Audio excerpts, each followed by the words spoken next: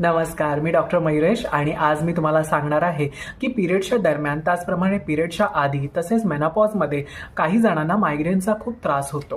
तर अशा वेळेला तुम्ही तुमच्या आहारामध्ये कोणकोणत्या ज्या सोप्या गोष्टी आहेत त्यांचा समावेश करून तुमची जी डोकेदुखीची जी तीव्रता आहे ती कमी करू शकता किंवा जो मायग्रेनचा सततचा होणारा त्रास आहे तो कशा प्रकारे कमी करू शकता.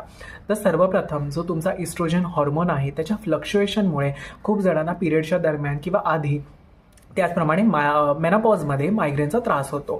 तर सगळ्यात पहिल्यांदा म्हणजे तुम्हाला मॅग्नेशियम रिच डाएट घेणं खूप महत्त्वाचं आहे. So as a yoga therapist आणि ॲज अ डॉक्टर म्हणून मी तुम्हाला सांगेन की आपल्या दैनंदिन जीवनामध्ये आपण अशा अनेक गोष्टी खात असतो की त्यामध्ये खूप छान प्रकारे मॅग्नेशियम मिळतं.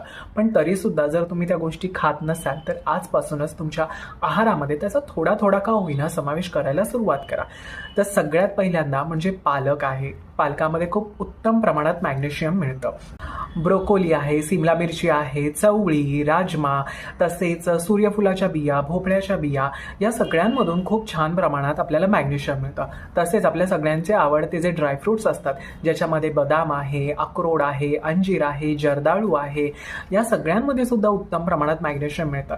तसेच दूध, दही, केळी, त्याचप्रमाणे ओट्स आहेत, यामध्ये सुद्धा उत्तम प्रमाणात मॅग्नेशियम मिळतं. तर या सोप्या सोप्या गोष्टींचा तुमच्या आहारामध्ये समावेश करून छान मॅग्नेशियम तुम्हाला मिळू शकतं आणि हा जो पिरियडच्या दरम्यान किंवा आधी होणारा मायग्रेनचा त्रास आहे तो थोड्याफार प्रमाणात का होईना कमी होण्यासाठी मदत होईल.